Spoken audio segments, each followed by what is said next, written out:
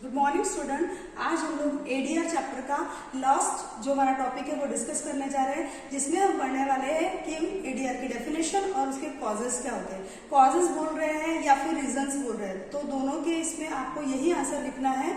Important question है, 3 marks के लिए मैक्सिमम टाइम एग्जाम में पूछते हैं और सारे पॉइंट्स कवर करने हैं। अगर आपको लग रहा है कि आंसर लेंथी हो रहा है तो पॉइंट्स आप सारे कवर कीजिए, लेकिन उसका जो कंटेंट है वो थोड़ा सा आप कम कर सकते हैं अकॉर्डिंग टू मार्किंग। ठीक है, तो स्टार्ट करते हैं हमारे टॉपिक के साथ में। टॉपिक है एडीआर एंड इट्स कॉजेस। ठीक है, ये हमारे टॉपिक का नाम है। एडीआर की डेफिनेशन क्या है? Any response to a drug which is noxious, noxious मतलब हार्मफुल, एंड अनइंटेंडेड जो हमको नहीं चाहिए, अनइंटेंडेड मतलब नहीं चाहिए, and which occurs at normal dose, normal dose में ही अकर हो रहा है, यूज्ड इन मैन फॉर, काय के लिए यूज कर रहे थे हम? फॉर प्रोफाइलैक्सिस, डायग्नोसिस और थेरेपी। प्रोफाइलैक्सिस मतलब डिजीज हुआ नहीं है पर उसके लिए जो हम प्रिकॉशन लेते हैं वो है प्रोफाइलैक्सिस। डायग्नोसिस मतलब सिम्टम्स को देखकर जो डायग्नोसिस किया गया है वो, और थेरेपी मतलब कि डिजीज को ट्रीट करने के लिए जो ड्रग्स दिए जाते हैं, दैट कम्स अंडर थेरेपी। तो ये हो गया एडीआर का डेफिनेशन। ऐसा रिएक्शन जो नॉक्शियस है, हार्मफुल है, अनइंटेंडेड जो नहीं चाहिए, जो नॉर्मल डोज में ही आ गया है, ठीक है, ड्रग के, उसको हम कहते हैं एडीआर। और उसके कॉजेस क्या है एडीआर के? सबसे पहला है मेडिकेशन एरर। अगर मेडिकेशन करते वक्त कोई एरर आ जाता है, जैसे कि अब कौन से एरर आ सकते हैं? 2 टाइप के एरर्स देखने को मिलते हैं। एक तो है सेल्फ मेडिकेशन और दूसरा है सेल्फ मेडिकेशन हो गया, दूसरा है ओवर प्रिस्क्राइबिंग। ठीक है, पहले सेल्फ मेडिकेशन को समझ लेंगे। सेल्फ मेडिकेशन कैसे हो सकता है? तो उसमें ओवर यूज या मिस यूज, पेशेंट खुद से ही मेडिसिन लेने लगता है या उस मेडिसिन का ओवर यूजेस करने लगता है, that comes under medication error, वहां पर भी एडीआर होगा। सेकंड लिखा हुआ है ओवर प्रिस्क्राइबिंग। अगर किसी पेशेंट को वहां पर एग्जांपल के तौर पर ओरल हाइपोग्लाइसेमिक एजेंट दिए गए हैं, उसको बोला है कि आपको ये ड्रग महीने भर के लिए लेना है, 30 दिन तक लेना है, और उससे ज्यादा अगर उसको प्रिस्क्रिप्शन दे दिया है और वो ज्यादा समय के लिए ले रहा है, तो ब्लड शुगर जो है, ग्लाइसेमिक एजेंट जो है, ओरल हाइपोग्लाइसेमिक एजेंट क्या करेंगे? शुगर को नॉर्मल लेवल से भी कम कर देंगे। तो ये क्या हुआ? ADR, adverse drug reaction. Sugar की जो डायबिटीज की जो ड्रग थी, उसने शुगर को, बढ़ी हुई शुगर को नॉर्मल करना था, नॉर्मल से भी कम करना था क्या? नहीं। तो ये हमको एडवर्स ड्रग रिएक्शन के रूप में देखने को मिला। ठीक है, this is known as medication error. Second मैं आपको बता रही हूँ inadequate monitoring of the patient. Patient की जब मॉनिटरिंग प्रॉपर तरीके से नहीं होती है तो वहां पर भी एडीआर देखने को मिलते हैं। एग्जाम्पल के तौर पे अगर कॉर्टिकोस्टेरॉइड्स दिए जा रहे हैं, डाययूरेटिक्स दिए जा रहे हैं, इस केसेस में मॉनिटरिंग जो बहुत ज्यादा जरूरी है, थेरापेटिक मॉनिटरिंग बहुत ज्यादा जरूरी है। इसका मतलब क्या है?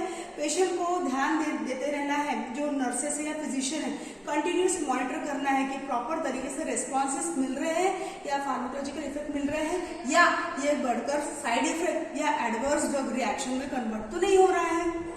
इसको हम कहते हैं कि अगर वो ध्यान नहीं दिया तो that will leads to inadequate monitoring of the patient, और उसकी वजह से क्या हो जाएगा? एडीआर हो जाएगा। Now third, sudden withdrawal of drug. Sudden withdrawal of drug में बेस्ट एग्जांपल हम डिस्कस कर रहे हैं कॉर्टिकोस्टेरॉइड्स का। जब कभी भी पेशेंट को कॉर्टिकोस्टेरॉइड दिए जा रहे हैं तो वहां पर एक बात ध्यान में रखनी है कि can not be stop suddenly, उसको एकदम से स्टॉप नहीं करना है। जब कभी भी आपको लग रहा है कि स्टॉप करने की बारी आ रही है तो स्लाइटली उसका डोज रिड्यूस करते हुए स्टॉप करना है। ठीक है, अगर सडनली स्टॉप किया तो वहां पर क्या होगा? प्रॉब्लम ये अराइज होगा कि एकदम से बॉडी से विड्रॉ करने की वजह से एडीआर देखने को मिलते हैं। ठीक है, एडवर्स ड्रग रिएक्शन उसी डोज में आपको दिखाई देना शुरू हो जाएगा। नाउ फोर्थ नंबर है बायोअवेलेबिलिटी वेरिएशंस। इसको मैं बताऊंगी आपको एग्जांपल के तौर पर। वहां पर मार्केट में 2 अलग अलग ब्रांड्स अवेलेबल है। फॉर एग्जांपल क्रोसिन है और कालपोल है। ठीक है, तो क्रोसिन भी वही काम कर रहा है, पैरासिटामोल है, और कालपोल भी वही काम कर रहा है, उसमें भी पैरासिटामोल है। लेकिन क्या होता है, ब्रांडेड प्रोडक्ट और जेनेरिक प्रोडक्ट दोनों की बायोअवेलेबिलिटी में वेरिएशन होने की वजह से जो हमारी ड्रग है वो डिफरेंट टाइम में अवेलेबल होती है टारगेट साइट पे। ठीक है, ultimately it is related to the admin, absorption, distribution, metabolism and excretion. Further अगर ये प्रॉपर तरीके से नहीं हुआ तो ड्रग एक्यूमुलेट हो जाएगा बॉडी में and it will create toxicity, means ADR. ठीक है, नाउ न्यू पोटेंट ड्रग, कोई ड्रग है पोटेंट है, पोटेंट ड्रग का मतलब आपको समझता है एकदम कम डोज में बहुत ज्यादा जो एक्शन देती है उसको हम कहते हैं पोटेंट ड्रग। ठीक है। अभी न्यू पोटेंट ड्रग्स, सच न्यू पोटेंट ड्रग्स में cause hyper sensitivity reactions in particular individual. किसी किसी पेशेंट में ये पोटेंट ड्रग क्या करते हैं, वहां पर हाइपर सेंसिटिविटी रिएक्शन शो करते हैं। हाइपर सेंसिटिविटी रिएक्शन को हम एलर्जिक रिएक्शन या एनाफाइलेटिक रिएक्शंस के रूप में भी पढ़ चुके हैं, ठीक है।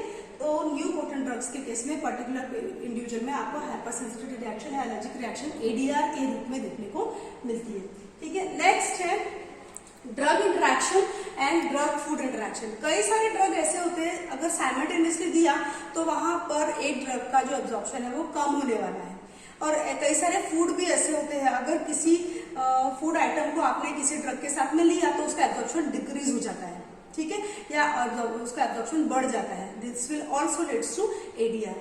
फॉर एग्जाम्पल यहाँ पर मैं आपको एग्जाम्पल के तौर पे टेट्रासाइक्लिन और मिल्क का एग्जाम्पल बताने वाली हूँ। जब कभी भी टेट्रासाइक्लिन दिया जाता है और मिल्क साथ में लिया तो मिल्क में रहता है कैल्शियम, वो टेट्रासाइक्लिन के साथ बाइंड हो जाएगा, कॉम्प्लेक्स फॉर्म हो जाएगा, उसका एब्जॉर्प्शन डिक्रीज हो जाएगा, ठीक है।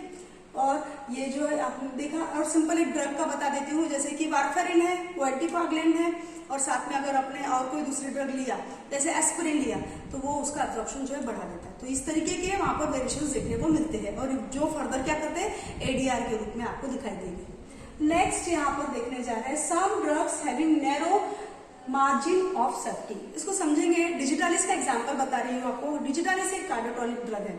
अगर हम दे रहे हैं तो वहां पर हमको डोज का बहुत ध्यान देना है। अगर थोड़ा सा भी डोज इधर उधर हुआ तो ये डिजिटालिस उसके लिए नुकसानदायक हो सकती है। पेशेंट जो है वो इतना ज्यादा मतलब डेंजर डेथ तक पहुंच सकता है। क्यों? क्योंकि उसकी जो मार्जिन है बहुत नैरो है, सेफ्टी मार्जिन बहुत ज्यादा नैरो है। तो इस केस में भी हमको बहुत ज्यादा ध्यान देना है। अगर उसका थोड़ा सा भी इधर उधर डोज हुआ तो एडीआर दिखेगा ही, और एडवर्स ड्रग रिएक्शन जो है पेशेंट को डेथ तक लेके जा सकता है, ठीक है। नाउ नेक्स्ट यहाँ पर 8th नंबर का फैक्टर डिस्कस करने जा रही हूँ। 8th नंबर का फैक्टर जो है पेशेंट रिलेटेड फैक्टर, जो कि एडीआर कॉज करते हैं। कुछ तो भी कमियां पेशेंट में भी रहती है, सारे ड्रग से रिस्पॉन्सिबल नहीं रहते हैं, ठीक है। पेशेंट का कैसा देखेंगे हम यहाँ पर। पहला फैक्टर दिखा है एज वाइज भी एडीआर देखने को मिलते हैं। दूसरा डिजीज स्टेट, अगर पेशेंट को कोई डिजीज है तो भी वहां पर एडीआर रहेंगे। और थर्ड नंबर पे discontinuation of therapy that will ultimately leads to ADR, ठीक है। एज के केस में हम देख रहे हैं जैसे यंग पेशेंट्स हैं, ओल्ड पेशेंट्स हैं, जो ये रहते हैं ना बहुत ज्यादा ससेप्टेबल रहते हैं। कौन? यंग और ओल्ड। इसके पहले भी आपको बता चुकी हूँ, नियोनेट्स और जेडियाटिक्स की भाषा में मैंने आपको बताया था कि वहां पर एडीआर बहुत ज्यादा देखने को मिलेंगे। क्यों? क्योंकि ये पेशेंट बहुत ज्यादा ससेप्टेबल होते हैं ड्यू टू डिफरेंस इन एडमे। एडमे का मतलब होता है एब्जॉर्प्शन, डिस्ट्रीब्यूशन, मेटाबॉलिज्म और एक्सक्रीशन। ये पैटर्न यंग और ओल्ड पेशेंट में डिफरेंस रहता है। इस वजह से वहां पर डोज वेरी होना, डोज की वजह से एडीआर जो रहते हैं वो देखने को मिलते हैं। सेकंड है disease state, disease of hepatic. अगर किसी पेशेंट को लिवर का डिजीज है मतलब हेपेटिक, और किडनी का डिजीज है मतलब रीनल डिस्फंक्शन अगर है, तो वहां पर भी एडीआर देखने को मिलेंगे। अल्टीमेटली वही, अगर हेपेटिक सिस्टम डिफरेंस है या किडनी डिफरेंस में है तो उस वजह से वहां पर एडमे डिस्टर्ब होने वाला है और एडीआर देखने को मिलने वाले हैं। समझ में आ गया। नाउ डिसकंटिन्यूएशन ऑफ थेरेपी, ये मैं पेशेंट नॉन कॉम्प्लेक्स का जो चैप्टर आपको पढ़ाया था मैंने, उससे रिलेटेड है। Lack of faith on physician, कई बार ऐसा होता है फिजिशियन के ऊपर उसको विश्वास ही नहीं होता है पेशेंट को, और इस केस में डिसकंटिन्यू कर देता है, और डिसकंटिन्यू होने की वजह से वहां पर एडीआर अराइज होते हैं। सेकंड केस है हाई कॉस्ट ऑफ मेडिसिन। कई बार कैंसर जैसी जो थेरेपीज है, एड्स जैसी जो थेरेपी, इनका जो ट्रीटमेंट कॉस्ट है बहुत ज्यादा होता है, पुअर पीपल उसको अफोर्ड नहीं कर पाते। इन दैट केस भी वो डिसकंटिन्यू कर देते हैं and that will ultimately leads to ADR. तो आज हम लोगों ने क्या क्या देख लिया? आज हम लोगों ने पूरे रीजंस देख लिए कि एडीआर कैसे अराइज होता है, उसकी डेफिनेशन, और ये 8 जो रीजंस है पूरा आपका एक आंसर बनता है। अगर 4 मार्क्स के लिए पूछा तो पूरे रीजंस आपको डिटेल एग्जांपल्स के साथ में समझाने हैं, और 3 मार्क्स के लिए लिया तो हेडिंग्स पूरी देनी है, थोड़े से आंसर को आप वहां पे शॉर्ट कर सकते हैं अकॉर्डिंग टू मार्किंग, ठीक है। Thank you.